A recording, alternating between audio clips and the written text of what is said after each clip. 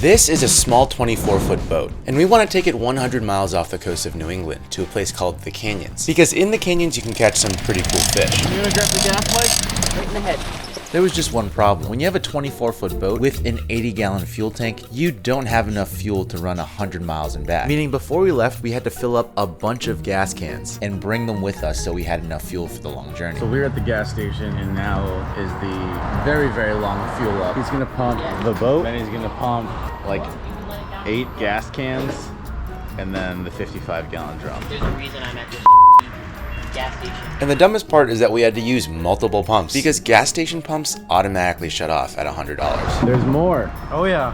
How many are there total? 8? 10. Jeez. Whatever 10 times 5 is, that's how much gas there is. Whatever 10 times 5 is, Willie. That's crazy, Cam. It actually doesn't look as bad as I thought it would. After filling up all 10 gas cans and the giant 55-gallon drum, we went inside the gas station to fuel up on caffeine. All right, guys. Boat's in the water. We are at the boat ramp. Now it's time to make a run to the canyons, which is expected to be about 5 hours or so, about 100 miles. These bean bags end up being your best friend right here. So you just kind of sleep in them. So Cam put in the coordinates and began the long 5-hour run. And Willie and I got nice and cozy on the beanbags. But there was just one issue. The weather was a little rougher than what we were expecting. Not to mention running a boat at night in general makes it really easy to get seasick. So by the time we got to the spot, everyone was feeling a little queasy. And I had emptied about half the contents of my stomach. And that was only going to get worse because the first thing we had to do was refuel the boat. Because when you refuel a boat this way, you really get a strong whiff of the fumes. And don't worry, Cam only had to do this about 8 more times in order to fill the gas tank. All the gasoline fumes were really starting to get to Willie.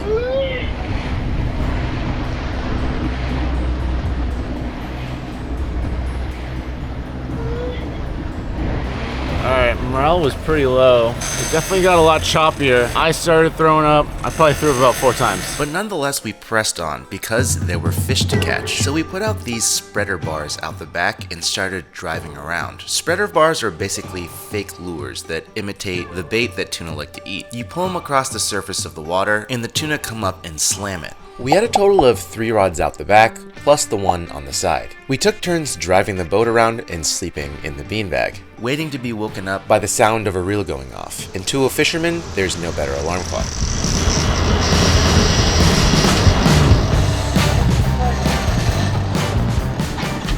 All you, Willie.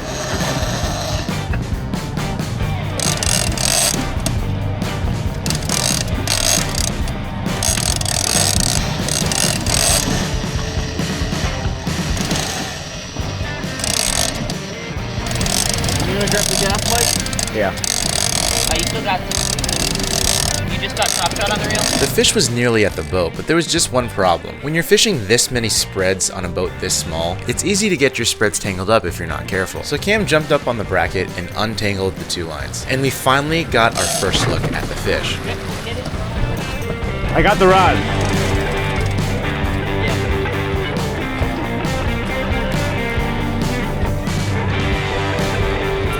Right in the head.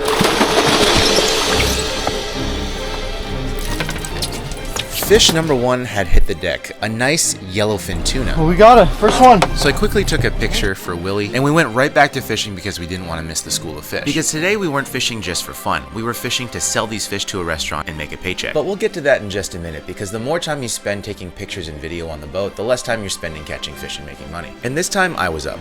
Oh, middle rod done. Hold on.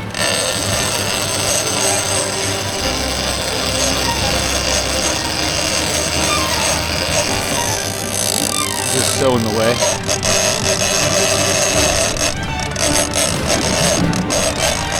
Fighting the fish on the middle rod was extremely awkward. Because we had this giant 55-gallon drum full of gasoline, it meant you had to reach in from the side to reel in the fish. And yes, it is as awkward and difficult as it looks.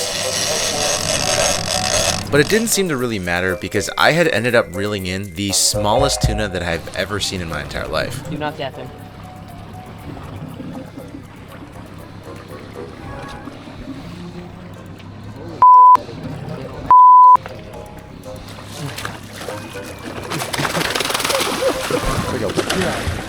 sort of blackfin size. So Cam went to unhook this fish in the safest way possible so that the fish didn't have to be unnecessarily injured in any way. Do not catch. So that one day this teeny tiny 4-pound yellowfin can swim off safely and one day grow to the size of a giant. Now that the tiny tuna was released, there was just one person left who hadn't reeled one in. Cam had been doing all the work of untangling lines and landing fish that he hadn't even gotten a chance to fight one. But that was about to change.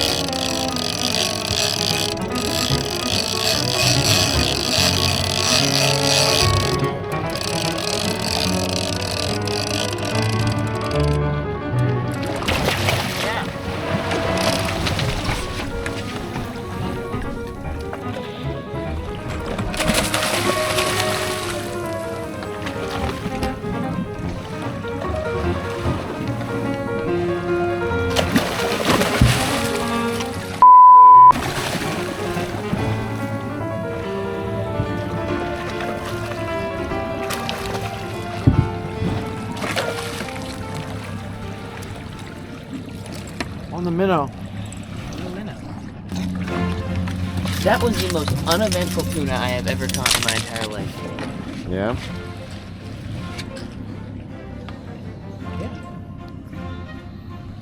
I thought I had a blob of wheats until I got him to the boat and saw that it was a tuna. Gotta hold them up? Me? Yeah. Yeah, I probably should, huh? Yeah. You just hold them up by the gap. No, that's Everyone successfully reeled in a yellowfin tuna, which meant it was time to head back home so we could sell the fish to a nice restaurant and see what amazing dish they can make with such fresh tuna. But before we could do that, we had to first bleed the fish, gut the fish, and give it a nice rinse. It's always best practice to bleed every single fish that you catch while the fish is still alive, because the blood is ultimately what makes the fish decompose. So bleeding a fish is a great way to extend its shelf life. Alright guys, we made it back to the dock in one piece. I feel like crap. The contents of my stomach are nothing because I threw everything up. Feels good to be back on land. It was pretty rough. We were pretty sleep deprived and a little seasick. It was a rough ride out last night. It was 104 miles and we left the dock at like 11, so. How many times do you think you yacked? I was more dry heaving. You were. And a little bit, some wet stuff came out. The smell of the gasoline, like the fumes as you're pumping it combined with the rockiness of the boat, just like, it's just a lot to take in. Now we're gonna take these fish. I just gave Jeremy Sewell at row 34 a call. He says he's interested in taking both of these yellowfin. So I'm gonna bring him to row 34 right now. And yeah, you guys are gonna see how we can bring fresh seafood straight to a restaurant and they can immediately begin preparation with it for service. So it's pretty sick. But before we brought the fish to Chef Jeremy, I needed to eat something myself because my stomach was completely empty. All right guys, after a full day of fishing, I'm hungry, but the last thing I want to do is to cook. Eating out can also get pretty expensive or it can get pretty unhealthy. I really like fast food. I'm a fast food fiend. So if left to my own devices, I have no issue pulling up to the drive-thru and dropping $25 and eating it all myself. But that is not good for me. So today's sponsor is Factor. Factor is a healthy, never frozen meal service that is delivered right to your door. The meals are designed with the help of dietitians, and you can even select the meal plan that best suits your health and fitness goals with plans like Keto or Protein Plus. Meals are ready to eat in just 2 minutes. This is the smoky Gouda chicken with roasted red potatoes and Parmesan green beans. Not only does that sound incredible, but if you look at the other side, it's only 570 calories. So it's actually significantly less calories than if I were to swing by my favorite Golden Arches. Flavorful, healthy, pre-portioned so I don't overeat. Visit factor75.com and use code 50TACKLE in order to get 50% off and free shipping off your first box. And speaking of tasty things, let's bring the yellowfin tuna to row 34 in Burlington, Massachusetts. All right, Bobby, let's drop off these tunies. All right. Shake it off a little bit.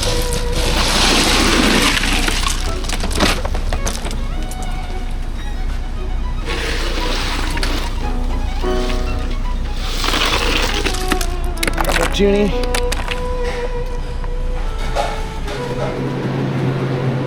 Help me out, Bobby. Just grab the tail.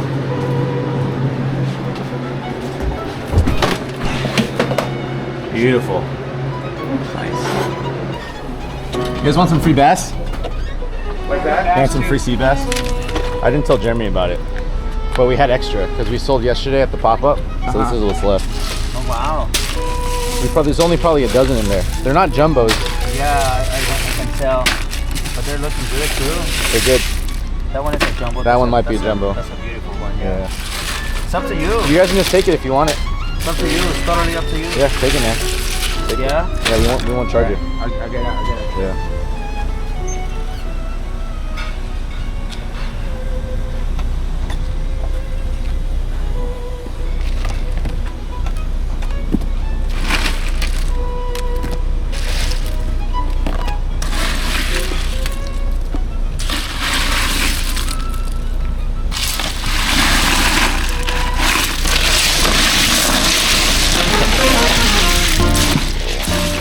The tuna were delivered within hours of us getting off the water. Now let's see what gourmet chefs can do with such a fresh fish. Like a little intro who you are, what do you do? Jeremy Soul, chef owner, row 34. I cut fish. Jeremy cuts fish, and I hear he's pretty good at making it too. I'm better at making it than cutting it, but I can do both. Jeremy also grew up in a commercial fishing family, which is very neat. Gives him a bit of an edge in the seafood restaurant industry, does it not? Yeah, I think you have an understanding where stuff comes from and how hard it is to get it. So we always have a little greater appreciation for it when it shows up. As chefs, you're taught. You write a menu and then you go find your ingredients. We kind of work backwards. We find the ingredients and then go write the menu. So we find whatever fish is available. And we kind of go from there.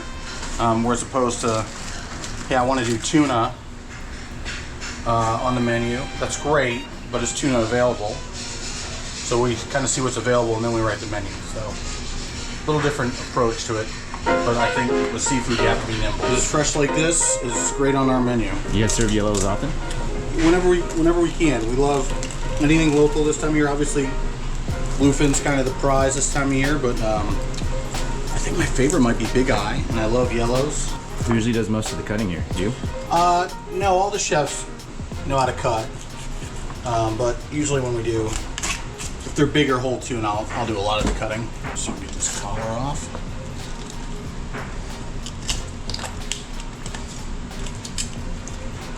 That's a beauty. Nice collar. Someone will enjoy that. Don't throw away your colors, guys. Fishermen are out there catching fish.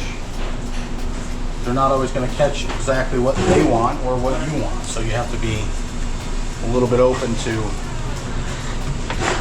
supporting what they're trying to do and serving what's local and seasonal. I like cutting these little ones. It's much easier than bluefin. How can you guys change your menu? So we print every day, and this time of year it changes a little more frequently because there's just so much fish available in the Northeast right now. Sometimes we take the chain off, but these beautiful little fish, it's the chain can be really sinewy, but these little fish, it's not. So we leave that right on. Buying whole fish is kind of a financial decision.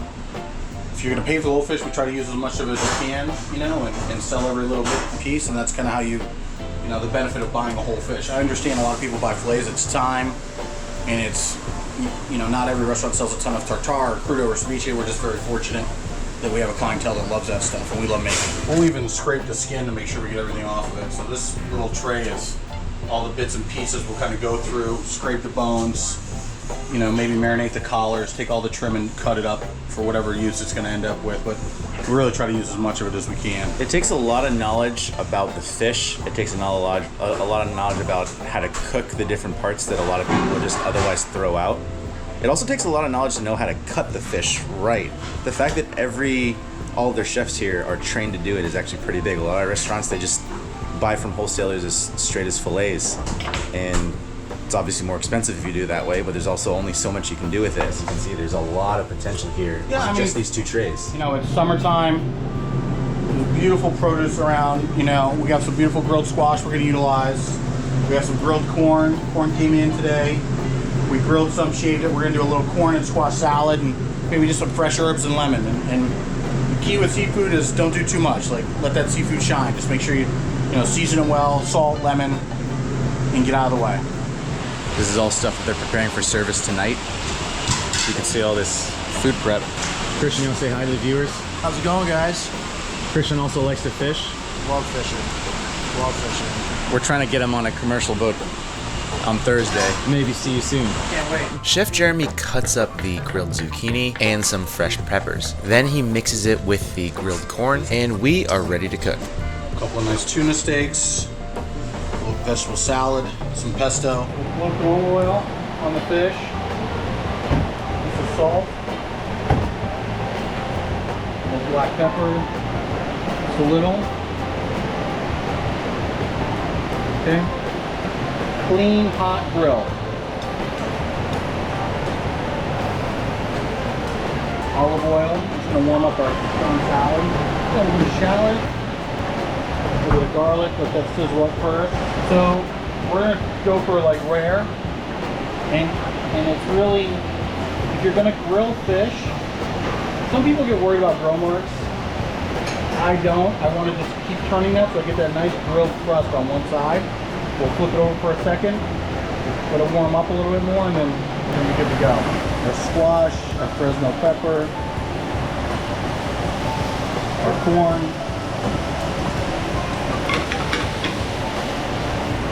salt and pepper. You can see where I missed that little piece of bloodline and how different that looks.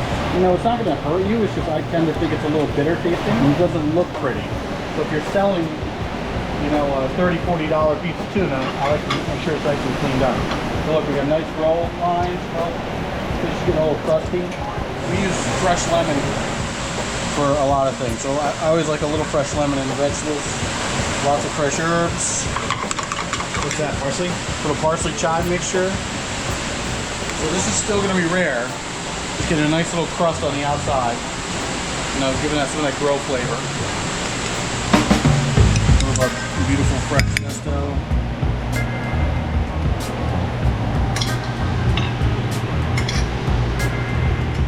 Looks like summer. All the colors.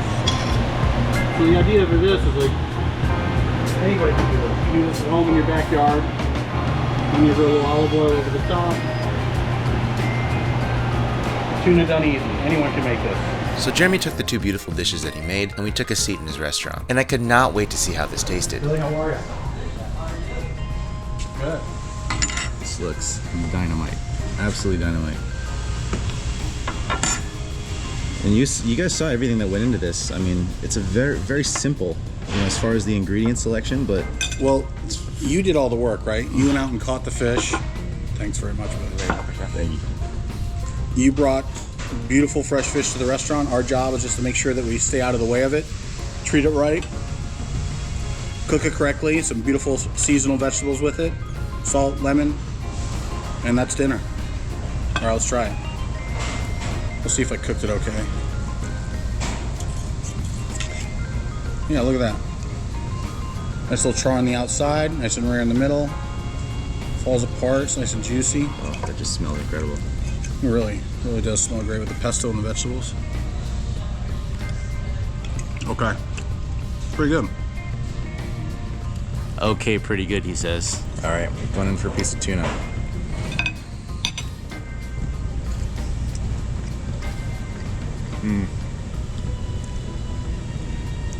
Wow. Salting it before you grilled it and then after. Well, with a big piece of fish, I like to season a little bit when it comes off the grill, just to make sure you got some seasoning on there. So when you're cutting through it, you're getting a little bit of seasoning. No, it really makes a difference. Yeah, this is incredible. I'm just gonna try the salad on its own.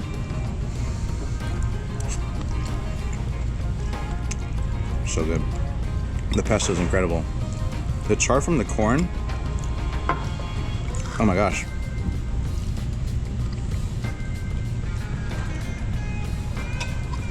Everything just blends together so well. It'll be on the menu, something like this, maybe not this exact dish, on the menu in Burlington for the rest of the week probably. Next couple of days anyway. And then it'll be gone. Until you catch another fish. Until I catch another yellow.